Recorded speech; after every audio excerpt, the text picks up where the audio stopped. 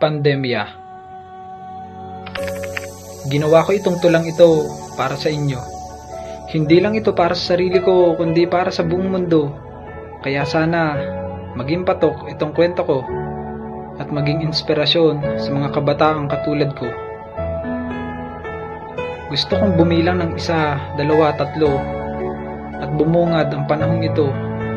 Lahat ng tao hindi interesado sa mga balita at sa radyo apektado. Apektado ang buong mundo. Nakakapagtaka na sa bawat pagmulat ng mga mata pandemya. Itong pandemyang dahilan kung bakit ang mga tao nagkakaganyan. Sinalubong natin ang taong ito. Marahil may mga taong nabigo at nag-iisip kung kailan ito masusugpo. Madami palang mawawala. Negosyo, trabaho, maging ang mga edukado, sakit sa ulo. Ano na nga bang nangyayari? Ito na bang masalimuot na pangyayari? Napakaraming tao nang namatay at patuloy pa rin itong pandemya sumasalakay sa mga taong walang kamalay-malay laway.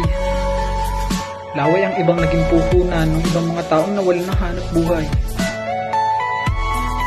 Paano na sila? Paano na? Paano na yung ibang tao sa kalsada lang umaasa? Di ba sobrang hirap nito sa kanila?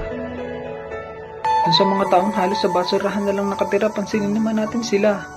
Pandemya. Ikaw yung puno ng pait at sakit, pero mas masakit kapag dinapuan ka ng sakit. Mga taong umasa sa donasyon-rasyon, hindi malaman kung maayos ang kondisyon, ano na nga bang solusyon? Yan ang mga tanong ng mga taong bitbit ang emosyon. Ang hirap. Sobrang hirap. Pero mas mahirap kapag sinira nito ang iyong pangarap. Maging kalmado. Huwag kabado panigurado.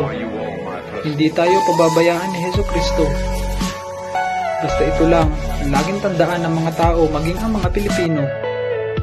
Huwag kakalimutan ang respeto at paniniwala kay Kristo.